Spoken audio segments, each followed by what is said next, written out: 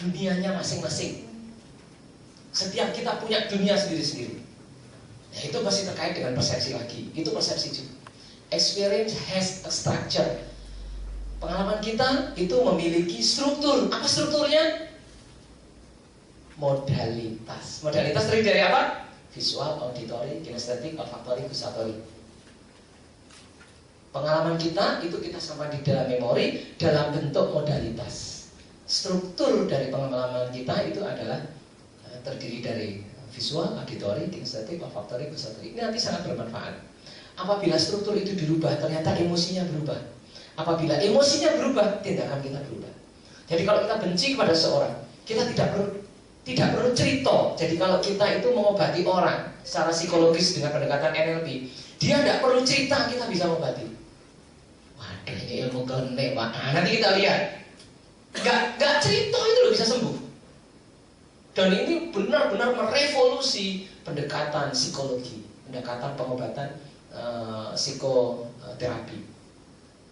Psikoterapi itu harus datang sekian kali, harus dibedah permasalahannya, root cause-nya itu harus ketemu.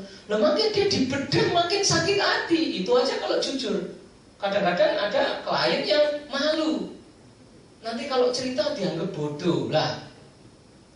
Bermasalah dengan anaknya kon cerita, loh lah bapak begitu, ya mesti aja anaknya minggat lah misalnya begitu. Itu dia takut dimarahi seperti itu, gak mau cerita. NLP gak usah cerita, Pak. Ada dua cara ya. Ada yang boleh dengan cerita, ada yang kalau orangnya gak mau cerita pun masih bisa dilakukan. Dengan apa pendekatannya? Experience has a structure. Apa rahasianya? Yang pertama, kalimat-kalimat leading hendaknya kalimat yang positif.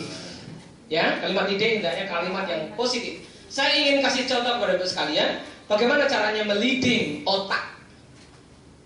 Meliding otak.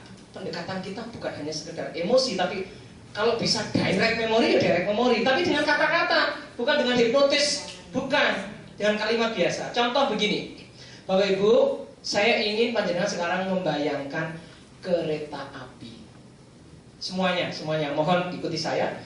Tolong dibayangkan kereta api. Sampun nggih? Kereta api loh ya. Kereta api. Setuju? Setuju. Sekarang semuanya bayangkan kereta api. Bukan membayangkan gajah, bukan.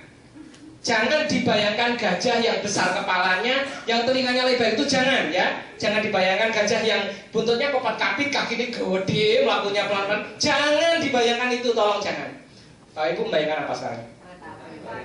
Kereta api. Siapa yang berhasil membayangkan kereta api benar-benar pada saat saya bilang gajah? Yang lainnya sebaliknya berarti ya. Jadi pada saat kita mengatakan jangan, maka kalimat yang kita sebut itu ada di benak kita. Kaya dikongkon. Tapi sulit sekali loh, Pak.